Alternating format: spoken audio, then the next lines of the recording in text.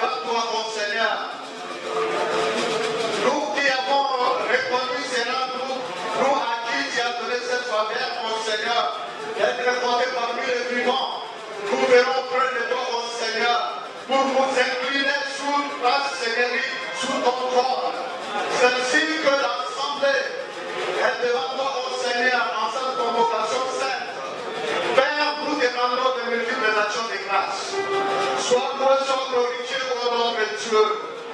La beauté, la voix de faire, mon Seigneur.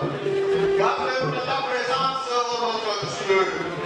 Père de nous, Seigneur Jésus-Christ, et bénisse, en fait que nous soyons toujours dans la dégresse. Sois loué, sois glorifié. Bien-aimés, nous allons recommander cette journée entre les mains de Dieu. Tous les trois services, ils se passent sous le contrôle divin, sous le contrôle du Seigneur. Recommandons toutes les étapes entre les mains de Dieu, afin qu'il nous accompagne, qu'il nous exauce nos prières, qu'il nous visite et qu'il nous capacite afin que nous soyons à même de nous servir. Dieu Tout-Puissant, nous te recommandons ce premier culte. Le deuxième culte au Seigneur, ainsi que la réunion du roi Dieu, c'est la grande liée, Seigneur. Nous voulons que notre Dieu, que tu sois au milieu de nous, Seigneur, que tu nous visites, que tu nous accompagnes dans toutes les étapes, au Seigneur. Nous ne venons pas, Seigneur, satisfaire maintenant, mais nous venons te servir. Agis, Seigneur, agis, ô Seigneur Jésus. Visite-nous, ô notre Dieu, pendant tout le temps que nous serons en ta présence, vraiment dans nos domiciles, ô notre Dieu. Attendez, voici pour que vous vous géniez ce soir, là où qu'il soit. Agis, Seigneur. Nous sommes venus avec le fardeau, comme tu as dit. Amenez mon fardeau sur moi, pour que je vous en décharge. Chacun de nous, Seigneur, a un souci. Père, nous te faisons confiance pour ta visitation, pour la guérison à ceux qui sont malades, pour le travail aux chômeurs, pour l'épanouissement aux autres chrétiens, à ceux qui exercent notre activité lucrative ou service aux autres Dieu. Nous voulons l'onction dans notre église. Nous voulons que cette église s'épanouisse. Nous voulons que la bonne nouvelle aille au point de plus reculé du monde pour que ton nom soit glorifié. Agis en notre faveur. Nous te recommandons notre pays, notre Dieu. Nous voulons la paix pour la RDC. Nous voulons la paix dans toute la République démocratique du Congo. Nous voulons que ce pays soit dirigé par les autorités qui décrètent et selon les saintes Écritures. Seigneur, agis en faveur de ton peuple. Nous te supplions, ô Seigneur, nous te supplions, notre Dieu, et de bonnes choses que tu as placées dans ce pays. La paix pour la RDC, Seigneur. Nous te supplions, ô roi des rois. Toi qui es le Christ de la paix, restaure la paix dans ce pays. Restaure la paix dans la RDC. Restaure la paix, Seigneur, dans toutes les provinces de notre pays. Agis, Seigneur Jésus-Christ, le commandant des commandants. Agis pour ton peuple. Père, nous te recommandons notre berger. Là où il est, Seigneur, et dans ta main, garde-le, Seieur, afin que son séjour, mon gamin, famille, se passe sous ton contrôle. Protège-les. Ça nous réjouira, Seigneur, si nous te voyons entrer en bonne santé. Tous les collaborateurs, tous les départements de notre Église, nous te les recommandons. Agis, Père Céleste, que l'option soit notre partage. Pour notre Dieu, mais à ce que, Seigneur, ta gloire soit pleine. Nous te prions ainsi, dans le nom puissant glorieux de Jésus-Christ. Tous, Père Céleste, ensemble avec les saints, nous t'acclamons et nous te glorifions. Parce que nous voulons célébrer le grand roi. Nous voulons louer le Seigneur si nous téléphonons. Il est le roi.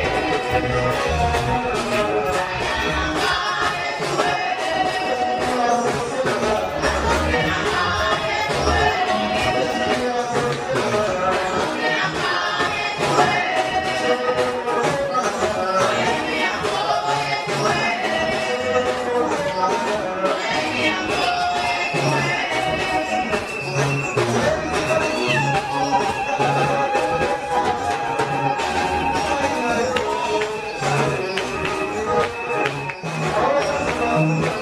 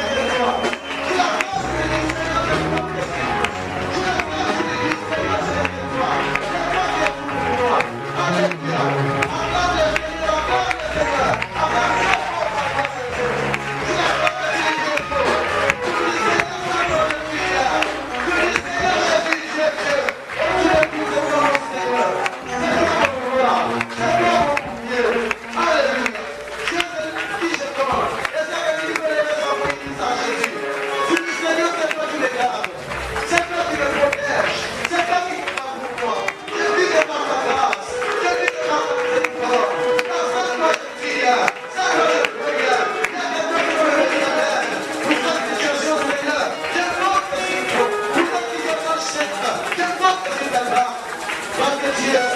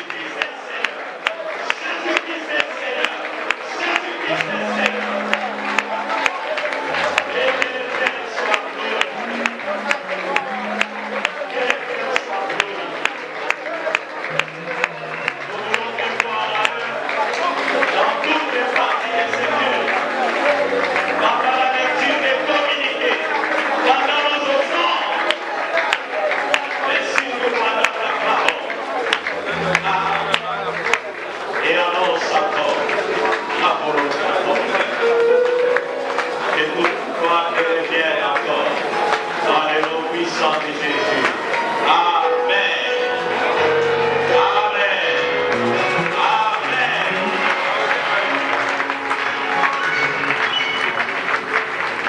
Shalom, bien-aimés. Shalom. Nous vous saluons dans le précieux nom de notre Seigneur et Sauveur Jésus-Christ. Et si cela ne vous dérange pas, saluez aussi votre voisin. Mais n'oubliez pas de respecter les gestes barrières. Parce que peut-être qu'il y a encore d'autres qui sont en train de préparer. Alors, respectez les gestes barrières. Amen. Amen. Nous sommes dans la joie d'être encore ce matin. Présence est dans la maison de notre Père. Amen. Même si celui qui est à votre côté ne vous connaît pas, ne vous inquiétez pas. Votre Père dans les cieux vous connaît. Il vous connaît par tous les noms que vous portez, même les noms que les hommes vous ont donnés pour se moquer de vous. Le Père connaît. Amen. Bon, si ça ne te dérange pas le nom de ton voisin, si tu ne le connais pas, et donne-lui aussi ton nom. Amen. Acclame le Seigneur.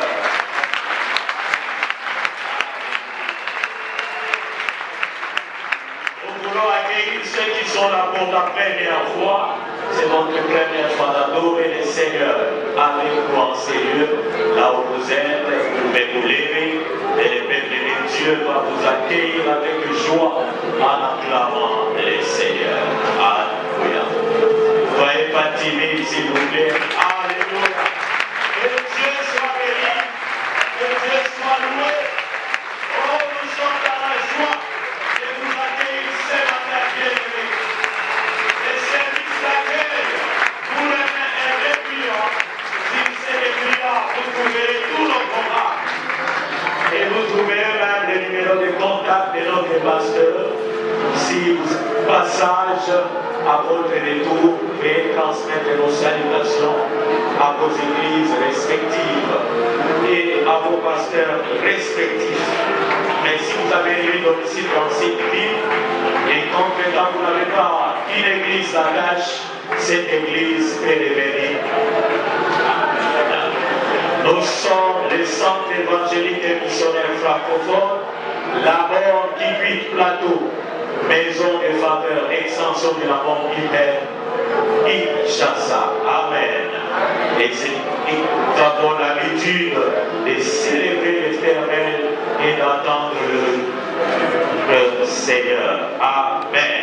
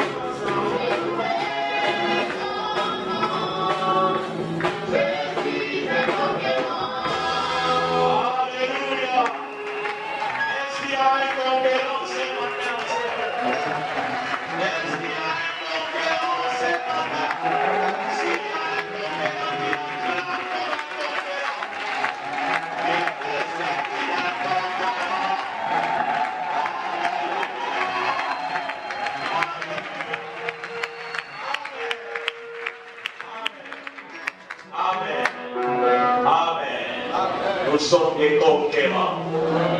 Mais des conquérants qui ne combattent pas pour la victoire, mais qui combattent déjà dans la victoire. Amen. Et ce matin, nous sommes bénis et nous serons bénis par un de nos papas, le pasteur Noé, les responsables de la mort Montfléry à Kinshasa. Et il est aussi secrétaire général de la communauté, la 37e communauté. Il est venu pour l'installation du bureau provincial. Et ce matin, Dieu a permis qu'il puisse encore nous apporter la parole. Est-ce que nous sommes dans la joie et la Alléluia. S'il vous plaît. Vous savez, ça m'est venu tout à l'heure là. Quand j'étais encore païen, quelques temps avant ma conversion, je suivais les cultes de la mort à la télé. Et souvent, c'est lui que je voyais à la modération. Et un dimanche matin, alors que j'étais enfermé dans ma chambre comme d'habitude, il soulevait les cultes et il avait entonné un cantique.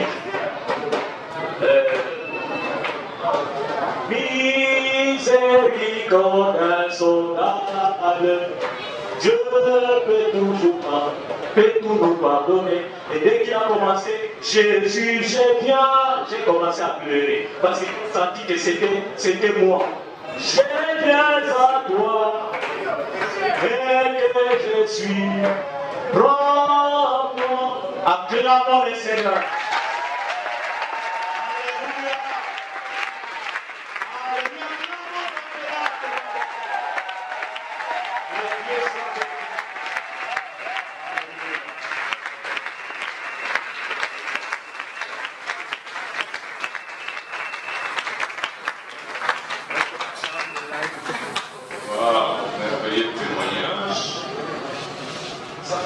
Ça. C'est en quelle année? 98. C'est l'âge de ma dernière fille.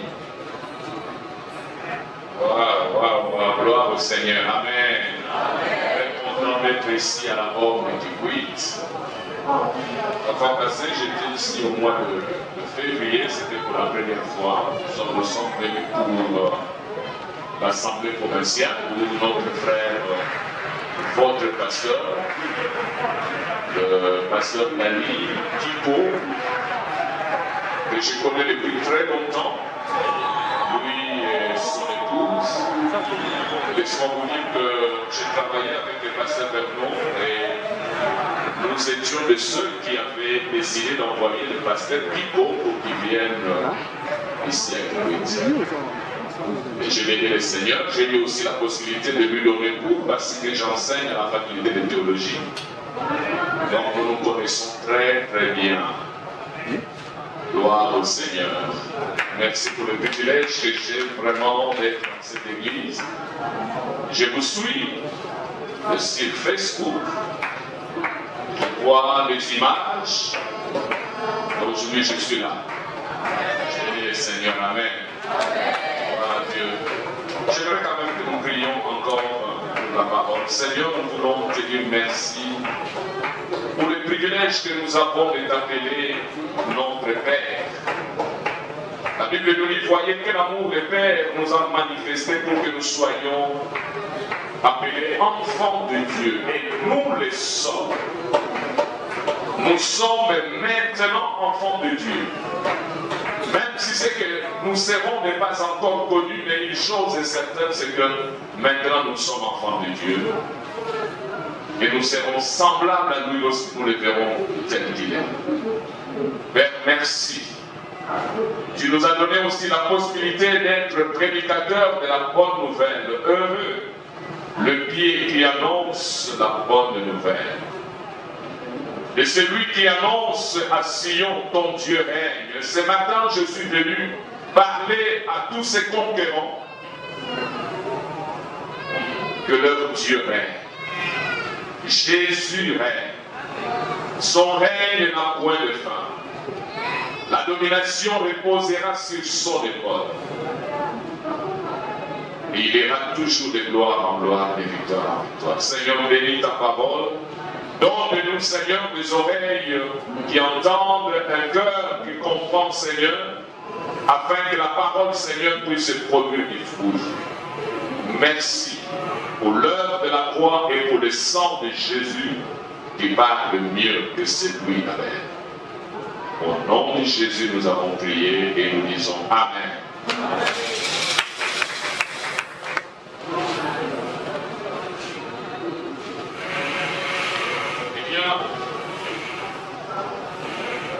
Le thème que je vais aborder ce matin,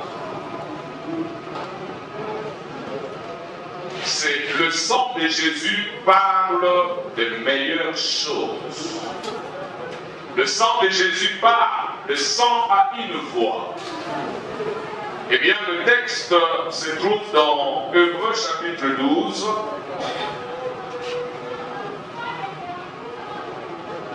Hébreux chapitre 12, nous lisons à partir du verset 22 jusqu'au verset 24. Et je vais lire au nom du Seigneur Jésus. Gloire à Dieu. Alléluia. Hébreux chapitre 12, verset 22, il dit, mais vous vous êtes approchés de la montagne de Sion, de la cité du Dieu vivant, la Jérusalem céleste. Des myriades qui forment le cœur des anges, de l'assemblée des premiers-nés inscrits dans le ciel, qui juge qui est le Dieu de tous, des esprits des justes parvenus à la perfection, de Jésus qui est le médiateur de la nouvelle alliance, et du sang de l'aspersion qui parle mieux que celui d'Abel. Amen. Est-ce qu'on peut acclamer la parole de Dieu? Eh bien, la parole de Dieu est éternelle. La parole de Dieu est la chose la plus puissante qui existe. Bien-aimés, vous pouvez vous confier vraiment dans la parole de Dieu. Jésus a dit, le ciel et la terre passeront, mais mes paroles ou ma parole ne passera point. Amen. Eh bien, dans ces textes que nous venons de lire, la Bible nous parle de 5 choses auxquelles nous nous sommes approchés en Jésus-Christ. L'auteur, qui est probablement et sûrement l'apôtre Paul, met une comparaison entre 2 montagnes. Israël s'est approché de la montagne de Sinaï, la montagne de Sinaï. Et ils avaient reçu des instructions qu'il ne fallait pas que ces gens puissent toucher la montagne. C'était une expérience terrifiante. La Bible dit que même si une bête passait par la montagne, cette bête devait être tuée. Mais ici, nous sommes dans une nouvelle alliance. Et la Bible dit que nous nous sommes approchés d'une autre montagne. La montagne de Sion. Et cette montagne de Sion est la cité du Dieu vivant. Cette montagne de Sion est la Jérusalem céleste. Et ça, c'est la première chose. Nous nous sommes approchés des myriades qui forment le cœur des anges. Quand nous parlons de myriades, nous parlons de milliers, de milliers, de milliers, de millions, de milliards d'anges. Alléluia. Des myriades qui forment le cœur des anges. Et laissez-moi vous dire en passant, bien-aimés, vous devez être conscient de toutes les faveurs que Dieu nous a faites. Alléluia. Nous sommes dans la maison des faveurs. Eh bien, vous êtes aussi, parmi ces faveurs, vous vous êtes approchés, vous êtes devenus des compagnons des anges. Ce sont des myriades et des myriades de myriades qui forment le cœur des anges. De la foi, on a dit, c'est par la foi qu'Abel a offert à Dieu le sacrifice. Et la foi, c'est quoi? C'est une ferme assurance des choses qu'on espère. Une démonstration des choses qu'on ne voit pas. Et la foi vient d'où? La Bible dit la foi vient de ce qu'on entend. Et ce qu'on entend vient de la parole de Christ. Ou de la parole de Dieu. Donc Abel a entendu la parole de Dieu à travers ses parents. Et il a offert un sacrifice qui plaît à Dieu. Tandis que Caïn, un homme rebelle, il a offert le premier fruit. Et lorsque Dieu rejette son sacrifice, la Bible dit que son visage était vraiment rempli de colère. Dieu lui fait une remarque. Il dit, dit, pourquoi ton visage est-il devenu si triste? Il dit, regarde, il y a ce qu'on appelle, donc il dit, le péché est couché à ta porte. Domine sur lui. Ainsi de suite. Mais j'aimerais relever quelque chose ici. Je suis professeur, je suis enseignant, j'enseigne les Grecs. Les termes traduits par péché qui est couché à ta porte, ces termes veulent aussi dire, donc en hébreu, il est dit les tchata. Les tchata, c'est quoi? Les tchata, c'était l'offrande pour les péchés. Donc quand nous lisons ces textes, le péché est couché à ta porte, nous pouvons dire l'offrande pour le péché est couchée à ta porte. Il reste le verbe coucher, c'est comme nous voyons quand une brebis ou un agneau ou une chèvre est couché sur les quatre pattes. Comment le péché peut-il se coucher sur les quatre pattes? Le tchata, c'est l'offrande pour le sacrifice. Il dit, l'animal pour le sacrifice est couché à la porte. Va le prendre, offre-le comme a fait ton frère, et ton sacrifice va être agréé. Mais la Bible nous dit, Caïn, au lieu de faire ce que Dieu lui demande, appelle son frère, et lorsqu'ils arrivent dans les champs, il tombe sur son frère et le tue. Le premier meurtre est un meurtre religieux. Et la religion est très dangereuse. La religion est très dangereuse. Vous devez croire en Jésus parce qu'aucune religion ne peut sauver quelqu'un. Avant que je ne sois enfant de Dieu, moi-même j'avais ma propre religion. Et ma religion, c'était vraiment le protestantisme. J'ai appris à lire la Bible, j'étais à l'école du dimanche, je connaissais toutes ces choses, mais je n'étais qu'un religieux parce que c'était la religion de ma famille. Jusqu'à ce que j'ai rencontré Jésus, alors je suis né de nouveau. Alléluia. Alors donc, Caïn a tué son frère, et Dieu lui demande, mais où est ton frère? Il dit, je ne sais pas. Suis-je le gardien de mon frère? Dieu lui dit, qu'as-tu fait? La voix du sang de ton frère crie, et la terre jusqu'à moi. Le terme crier ici veut dire qu'il est en train de demander vengeance. En train de crier, comme quelqu'un qui dit, au secours, au secours, au secours. Le sang crie. Et laissez-moi en disant, laissez-moi parler en passant. Il y a beaucoup trop de jeunes filles aujourd'hui, ou les jeunes gens, qui à cause des plaisirs du monde, se mettent ensemble, et lorsque la jeune fille tombe enceinte, le jeune homme, quand il apprend que cette jeune fille avec qui il est allé, eh bien, est enceinte, la première réaction avance. Elle ne fait pas. Jeune fille, si vous êtes là et que votre copain est en train de vous faire pression, d'avorter, eh bien, ne le faites pas. Le sang là va crier. Amen. Je suis avec TikTok. Bon, j'aime pas beaucoup TikTok, mais parfois on nous envoie des petites vidéos comme ça. Oui, une jeune fille qui est enceinte veut prendre des comprimés pour, et elle entend un enfant qui crie, qui est en train de pleurer, oui, elle arrête. Eh bien, ça peut être une masse informe, mais cette masse informe est un être humain.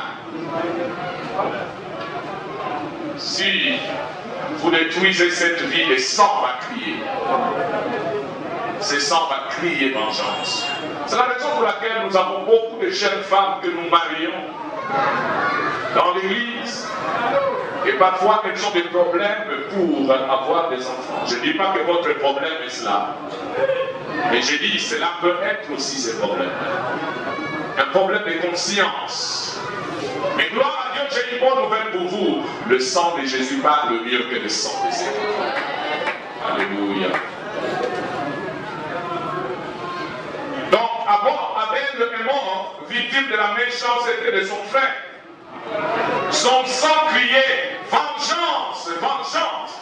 Et lorsqu'il s'agit du sang de Jésus qui parle, qui est aussi mort, par la suite de la méchanceté de ses frères, qui ont préféré que Pilate relâche un criminel plutôt que lui, Jésus, le sang de Jésus parle mieux que celui d'Abel.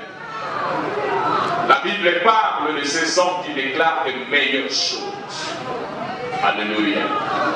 Le sang d'Abel crie vengeance, mais le sang de Jésus a aussi un autre langage. Contrairement au sang d'animaux offerts dans les tabernacles et dans les temples qui couvraient le péché, vous savez, le sang, Dieu avait demandé à Moïse que chaque fois qu'un membre du peuple de Dieu péchait, ce peuple, ces gens devaient aller au temple offrir le sang. Et le sang allait couvrir le péché. Dans la Bible, on nous parle du jour des expiations. Expiation veut dire réparation. Vous savez, notre Dieu est le Dieu qui s'appelle le Dieu saint. Il est juste, alléluia. La Bible ajoute qu'il est aussi un feu dévorant. Mais ce n'est pas seulement ce qu'il est. La Bible le présente d'abord comme étant amour. Dites Amen. Il y a toujours, même dans une pièce de monnaie, il y a la face et le... On appelle sa face et le... Voilà. Sa face, c'est que Dieu est amour. Mais derrière, il y a aussi la justice et la sainteté. Il est plein d'amour pour pardonner, mais le péché doit être châtié. Alors, c'est Dieu saint, comment il pouvait marcher avec un peuple mis à part, mais un peuple dont le tout est un peuple qu'on appelle, qui avait un courret, un couloir. Comment le Dieu juste, le Dieu saint, pouvait marcher avec un peuple pécheur? Israël n'était pas un peuple sans péché. Mais comment Dieu a pu marcher avec ce peuple? C'est grâce à sa miséricorde, grâce au sacrifice. Chaque jour des expiations qui n'arrivait qu'une seule fois l'année, le souverain sacrificateur Aaron entrait dans le lieu très saint pour apporter le sang qui devait répandre sur le couvercle de l'arche que nous appelons le propitiatoire. Il répandait ce sang et c'était un signe que Dieu donnait comme une couverture d'inannée pour le peuple, pour toutes les iniquités. Ils étaient sous cette couverture. Et aussi longtemps qu'ils étaient sous la couverture, quand Dieu voyait le peuple, il les voyait à travers le sang. Alléluia. Lorsqu'une personne arrivait au temple, une personne avait péché, la personne apportait une bête. Cela dépendait.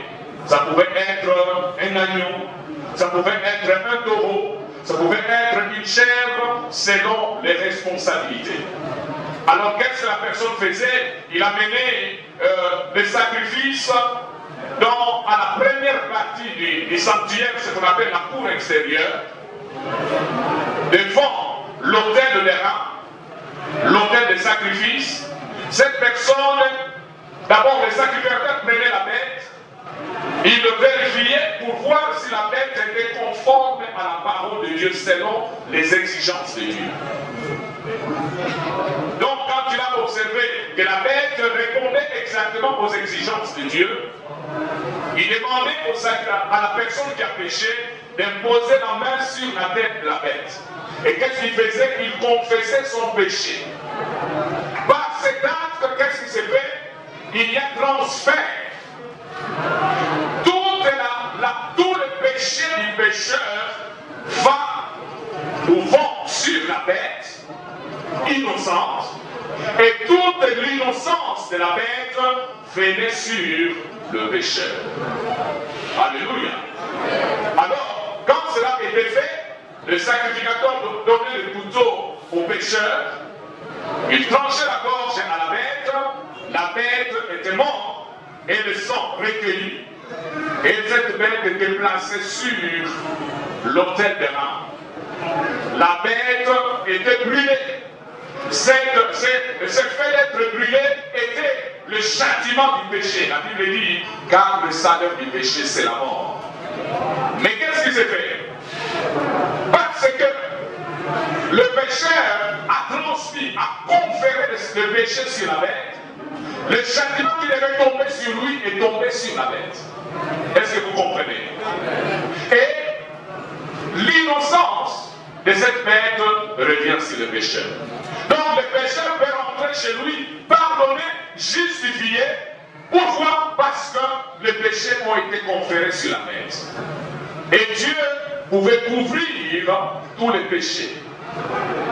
Le peuple recevait une couverture. C'est comme avec aujourd'hui, nous pouvons comprendre une couverture avec le réseau que nous avons, le Vodacom, le RTL, excusez-moi de citer, mais toutes ces compagnies-là, quand vous activez un forfait de 1 dollar, vous avez 1 giga pour toute une journée ou pour 24 heures. De la même manière pour Israël, ils recevaient une couverture d'une année. Le sang des bêtes couvrait le péché, n'ôtait pas le péché. Mais nous avons ici quelqu'un que la Bible présente comme étant l'agneau de Dieu qui ôte le péché du monde. Alléluia. Lorsque Jean l'a vu, il a dit, voici l'agneau de péché du monde.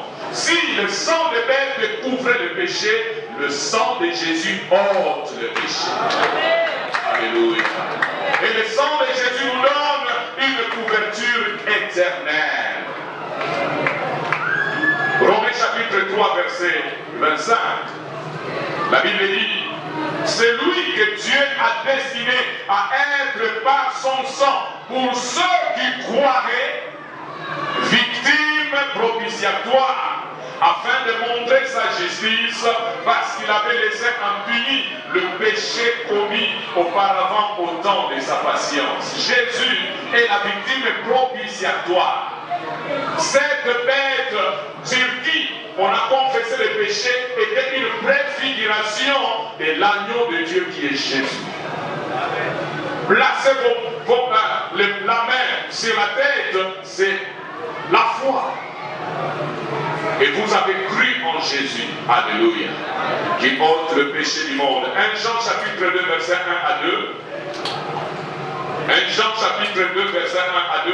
Il dit, mes petits enfants, je vous écris ces choses afin que vous ne péchiez point.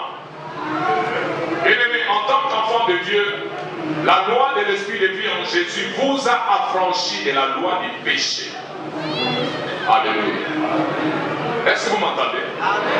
En tant qu'enfant de Dieu, la loi de l'Esprit de vie en Jésus vous a affranchi de la loi du péché. Vous n'êtes pas obligé de pécher. Dites amen. Quand on dit, oh, nous sommes des Adam, c'est-à-dire nous sommes les enfants d'Adam.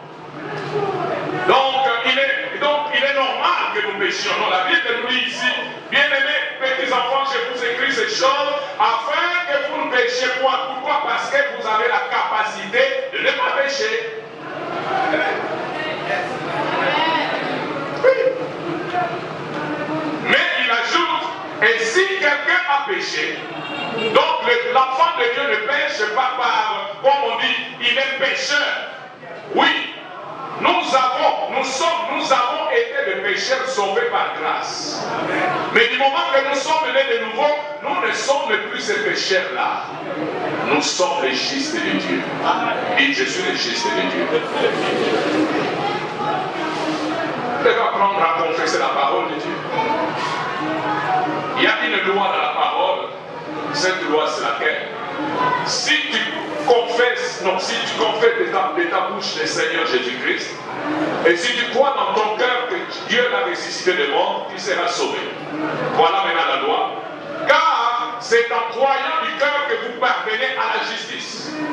Donc quand vous croyez, Dieu vous impute de la justice. Dieu considère que votre foi, à cause de votre foi, vous êtes considérés comme justes. Mais il ajoute, mais par la confession de la bouche, vous parvenez au salut.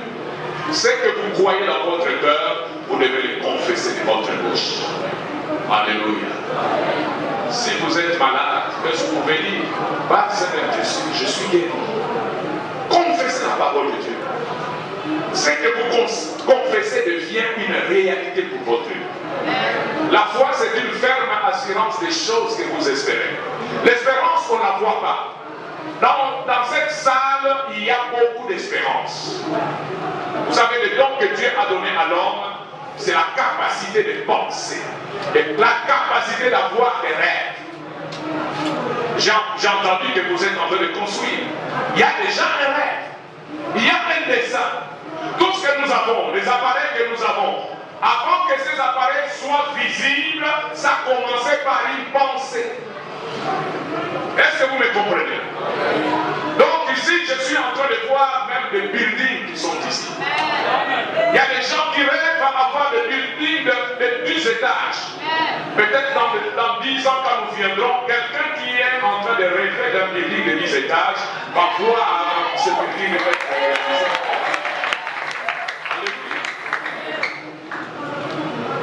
Ça commence par les pensées. Bien aimé, si vos pensées sont noires, sont en noir et blanc, eh bien votre vie sera en noir et blanc. C'est pourquoi j'ai dit donnez de la couleur à vos pensées. Alléluia.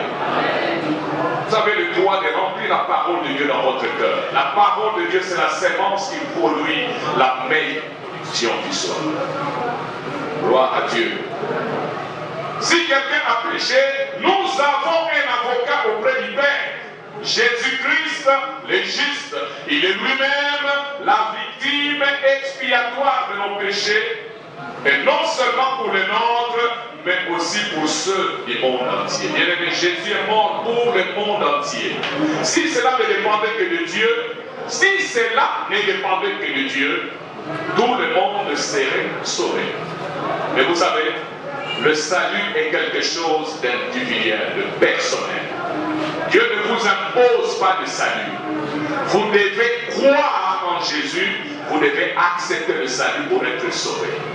Mais Jésus est mort déjà pour les péchés du monde entier. Et si vous êtes en train de dire, mais Dieu ne me connaît pas, Dieu ne veut pas me sauver, non. Dieu veut que tous parviennent à la connaissance du salut. Alléluia.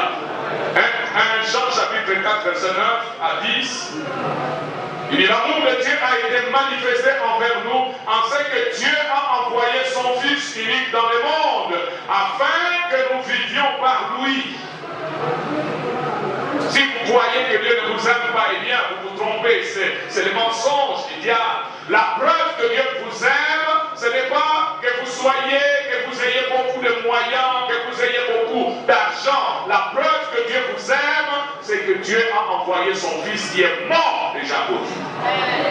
Alors si le diable vous chante un cantique, parce que j'entends, quand vous passez par les épreuves, le diable peut vous chanter des cantiques, va vous dire, vous croyez que vraiment Dieu vous aime? Si Dieu vous aime, pourquoi c'est ici, pourquoi c'est là? Eh bien, la preuve de l'amour de Dieu, ce n'est pas les problèmes qui vous arrivent, mais la preuve de l'amour de Dieu, c'est Christ qui est mort à la croix.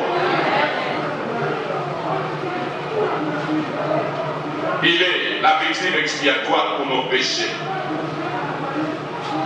Il dit, l'amour de Dieu a été manifesté envers nous en ce que Dieu, et même dans ces temps-là, Jésus dans le monde, afin que nous vivions par lui. Le verset 10, et cet amour consiste non point en ce que nous avons aimé Dieu.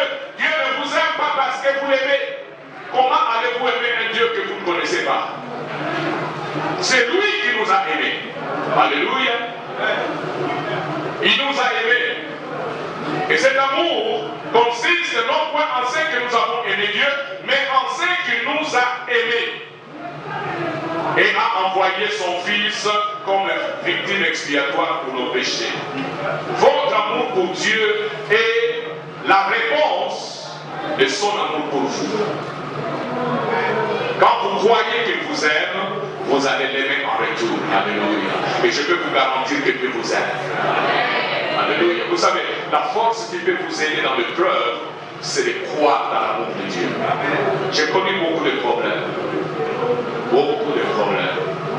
Et vous savez, dans ces temps difficiles, mon langage a toujours été Dieu m'aime.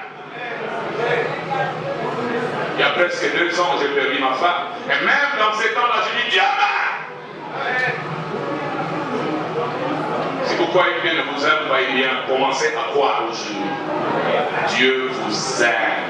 Il vous aime d'un amour inconditionnel. Il vous aime d'un amour éternel. Il vous aime d'un amour dont les mesures dépassent tout ce que votre imagination peut penser.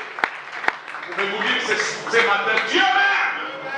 Et devant ces problèmes qui vous accablent, dites avec force, Dieu m'aime. L'amour de Dieu nous protège au jour du jugement. Le terme jugement ici ne veut pas dire le jour où Dieu va juger. Non, c'est le jour de l'épreuve. Quand vous passez par l'épreuve, un célibat qui a duré depuis des années, il y a quelque chose qui vous colle à la peau, une situation familiale qui vous colle, de telle sorte que vous croyez que Dieu n'aime pas votre famille. Laissez-moi vous dire que Dieu vous aime. Maintenez-vous dans l'amour de Dieu. Nous dit Jude, le verset 21. Maintenez-vous. Comme je l'ai dit,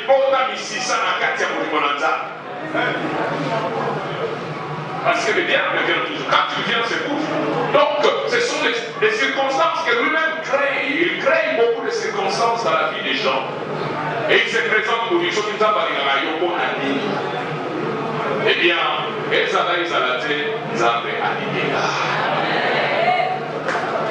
et vous savez, avec lui, Dieu, vous pouvez aussi remporter les grandes victoires. Hébreux chapitre 9, verset 11 à 14, il dit, mais Christ, 9, 11 à 14, mais Christ est venu comme souverain sacrificateur de biens à venir. J'ai entendu les termes ici, biens à venir. Dans votre étude biblique, je crois. Il a traversé les tabernacles le plus grand et plus parfait, qui n'est pas construit de main d'homme, c'est-à-dire qui n'est pas de cette création. Et il est entré une fois pour toutes dans le lieu très saint, non avec le sang de bouc et de veau, le sang qu'apportait Aaron pour les souverains sacrificateurs, mais avec son propre sang, ayant obtenu une rédemption éternelle. J'aime cette phrase.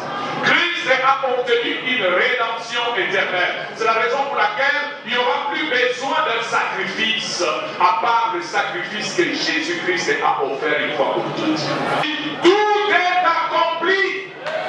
Il n'y aura plus jamais d'autre sacrifice à offrir, parce que le sacrifice de Jésus a résolu à tous les problèmes que peut connaître un homme sur la terre. Alléluia. Ceci n'est pas pour remplir les choses. Le Dieu que vous servez, c'est un Dieu bon. Son amour n'ira jamais. Ses compassions se renouvellent chaque matin. Ce matin, il y a il y a un paquet de compassion que Dieu a réservé pour vous. Car, le verset 13, car si le sang de taureau et de bouc et la cendre d'une vache répandue sur ceux qui sont souillés sanctifie et procure la pureté de la chair, combien plus le sang de Christ, qui par l'Esprit éternel s'est offert lui-même sans tâche à Dieu, purifiera-t-il votre conscience des œuvres mortes afin que vous serviez le Dieu vivant. Eh bien, bien-aimés, le sang de Jésus réclame le pardon pour nos péchés. Amen. Le sang de Jésus réclame la guérison pour nos corps. Le sang de Jésus réclame la paix et la sécurité pour nos pensées. Le sang de Jésus réclame la protection pour nos allées et nos retours. Le sang de Jésus réclame le bon succès sur les œuvres de nos mains. Si vous êtes devenu un échec, eh bien, vous n'êtes pas censé être un échec, parce que le sang de Jésus réclame le succès dans tout ce que vous faites. Le sang de Jésus réclame la justice de Christ comme notre acceptation devant Dieu et beaucoup d'autres choses encore. Le sang de Jésus. Le sang de Jésus. Dans la Bible, le sang de Jésus qui parle le mieux se trouve dans les contextes des derniers jours où les choses qui sont en train d'être ébranlées, afin que les choses qui ne peuvent pas être ébranlées demeurent. Hébreux chapitre 12, verset 27, ces mots, une fois encore, indiquent le changement des choses ébranlées comme étant faites pour un temps, afin que les choses inébranlables subsistent. Ceci veut dire Il est temps pour vous, en tant qu'enfants de Dieu, de vivre pour les choses qui demeurent. Vivez par les choses qui demeurent. Je veux dire, vivez par la foi. La Bible dit, mon juste vivra par la foi. Vivez par l'espérance. Qu'est-ce que l'espérance? L'espérance, c'est une attente anticipée. Quand une personne espère, par exemple, quelqu'un vous a promis, vous envoyez $1000. Vous n'avez pas encore vu ce $1000, mais vous vous attendez, il y a déjà une anticipation de joie. Pour certaines personnes, elles peuvent même commencer déjà à aller, s'ils n'ont pas mangé pendant plusieurs jours, ils peuvent même aller voir les voisins pour dire, dès que ça nous sort à ça combien foufou, parce que ça sûr que l'autre vous va dire la main. L'espérance, c'est ça. Vous vous attendez à quelque chose. Et l'espérance biblique, c'est quoi? Attendez-vous toujours au bien. Est-ce que je me fais entendre? Attendez-vous toujours au bien. Il y a des gens qui ont appris à ne pas jamais trop espérer. Et non, il faut faire attention parce que si vous espérez trop et si vous espérez trop que cela ne se réalise pas. Mais la Bible nous parle de l'espérance. Votre espérance ne doit pas être placée sur un homme. Votre espérance doit être placée en Dieu. La Bible dit, maudit soit l'homme qui se confie en l'homme, mais béni soit l'homme qui se confie en qui? En l'Éternel. Alléluia. Apprenez à vivre par l'amour. 1 Corinthiens chapitre 13, verset 13, il dit maintenant donc ces trois choses de l'heure, la foi, l'espérance, l'amour, mais la plus grande est l'amour. Je crois que l'heure est en train de passer très vite. Dieu veut que vous sachiez que vous ne pourrez jamais être ébranlé lorsque vous mettez votre foi dans le sang de Jésus, qui déclare de meilleures choses pour vous.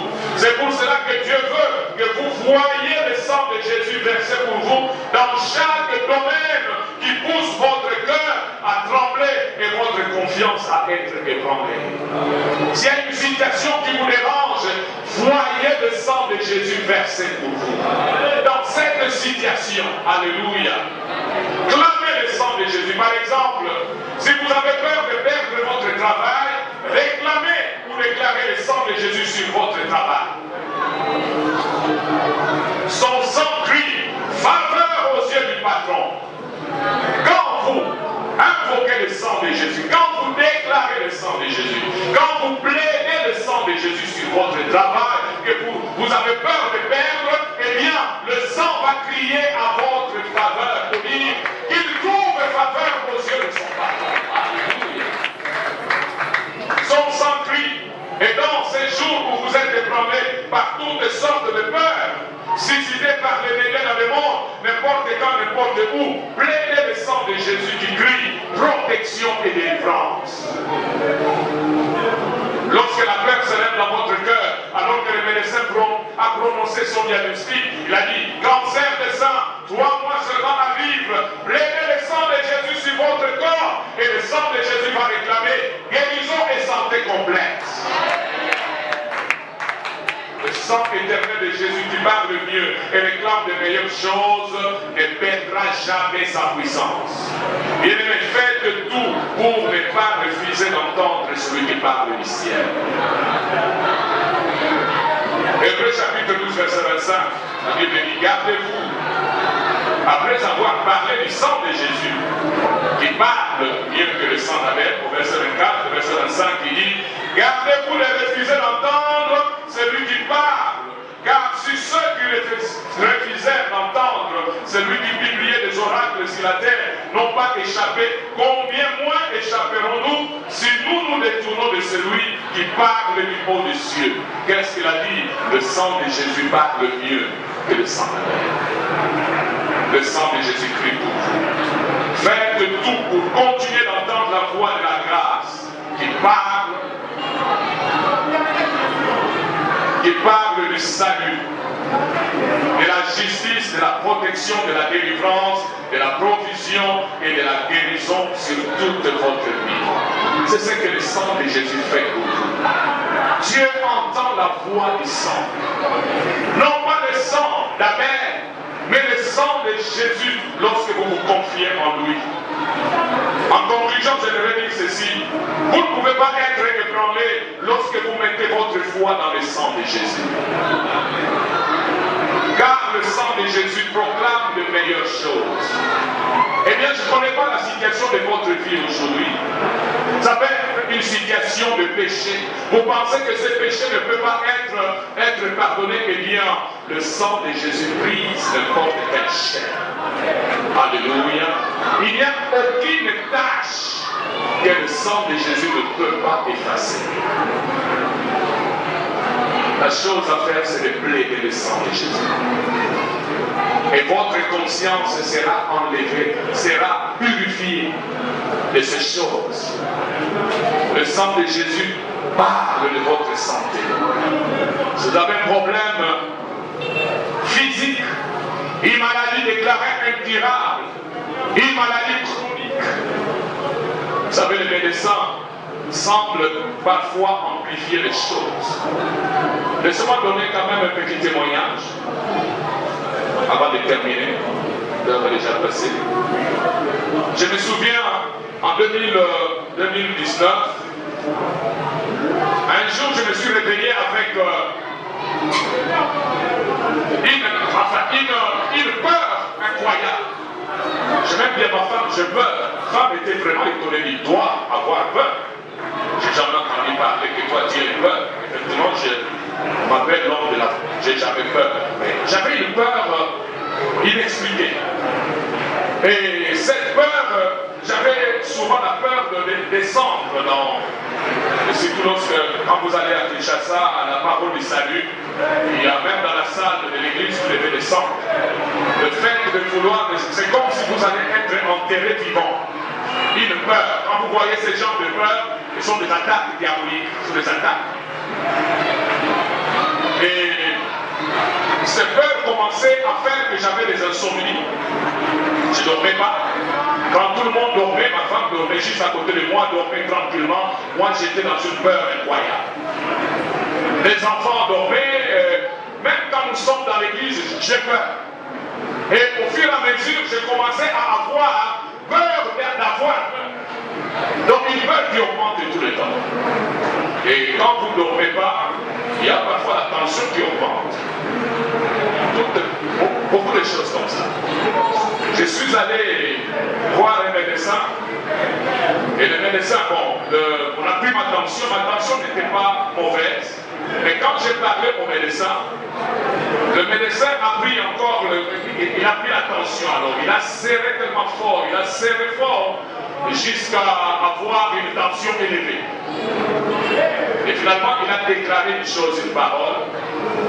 Mais vous pouvez mourir n'importe quand. Vous voyez, il a lancé ce qu'on appelle une flèche. Il dit, vous pouvez connaître une mort subite. Beaucoup de personnes peuvent se retrouver dans une telle situation. Où le médecin a dit, mais on dit plutôt, vous pouvez mourir brusquement. Si vous êtes dans cette situation, clamez le sang de Jésus. Dites, je ne mourrai pas, je vis. J'ai rencontré les œuvres de l'Éternel, alléluia. Plaidez le sang de Jésus sur votre santé. Plaidez le sang de Jésus sur votre travail. Plaidez le sang de Jésus sur vos études. Plaidez le sang de Jésus sur votre ministère. Plaidez le sang de Jésus. Et le sang de Jésus parle de meilleures choses. Alléluia. Baissons nos têtes à la prière.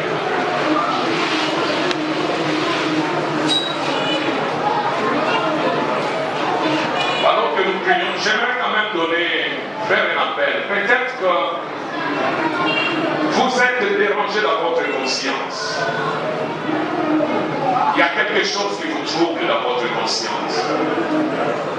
Vous avez essayé plusieurs fois, mais chaque fois qu'il y a un message, vous vous sentez condamné.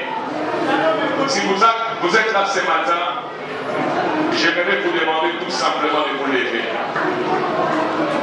Et nous allons prier ensemble. Il y a une condamnation pour une chose que vous avez faite. Vous ne sentez pas, vous n'avez pas cette tranquillité. L'ennemi est l'accusateur de nos frères de la parole de Dieu. Eh bien, de purifier votre conscience de cette œuvre morte. Alléluia. Merci Seigneur. Merci pour toutes ces personnes qui s'élèvent. Que le Seigneur vous bénisse. Alléluia. Au Santandalabachete. Bien-aimés, vous connaissez vous-même ces problèmes. Vous allez les dire à Dieu. Mais au même moment, vous allez clamer le sang de Jésus. Et à partir de maintenant, ces problèmes vont être réglés.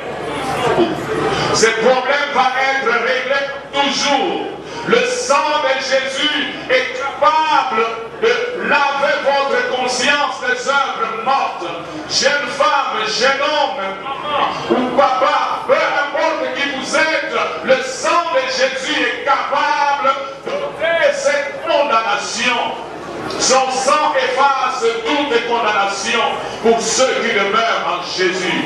Alléluia, alléluia, alléluia. Père Céleste, merci pour le sang de Jésus, le sang puissant de Jésus, le sang d'aspersion, le sang auquel nous nous sommes approchés, le sang duquel nous nous sommes approchés, le sang qui parle mieux que le sang d'Abel, le sang qui ôte le péché du monde, le sang qui purifie notre conscience des œuvres mortes. Nous plaidons ce sang, nous invoquons ce sang au nom puissant de Jésus. Que ce sang efface ces consciences surchargées, que ce sang ôte ces consciences surchargées au nom de Jésus. Que l'ennemi qui continue de parler et d'accuser soit lié maintenant et soit chassé au nom de Jésus. Alléluia, alléluia, alléluia, merci Seigneur. Ta parole ne vient jamais en vain, ta parole n'est pas prêchée en vain. La foi vient de ce que l'on entend, et ce que l'on entend de la parole de Christ. Tu as vu tout ce peuple qui vit dans la condamnation. Et vous n'êtes plus condamné au nom de Jésus. Amen. Jésus a pris votre condamnation par votre foi. Toute cette culpabilité est tombée sur Jésus et maintenant sa sainteté et son innocence vous a été transférée. Alléluia, alléluia, alléluia, alléluia. Et vous bénis au nom de Jésus. Dieu est fidèle, Dieu est... Alléluia. Sa parole est vraie. Vous pouvez compter sur ta parole. La Bible dit, si tu confesses tes péchés, il est fidèle et juste pour te le pardonner. Et quand Dieu a pardonné, eh bien, il a pardonné, eh bien, il ne s'en souviendra même plus. Soyez libres maintenant au nom de Jésus. Soyez libres au nom de Jésus. Soyez libres au nom de Jésus. Soyez libres au nom de Jésus. Comme sang de Jésus. Alléluia, merci Seigneur.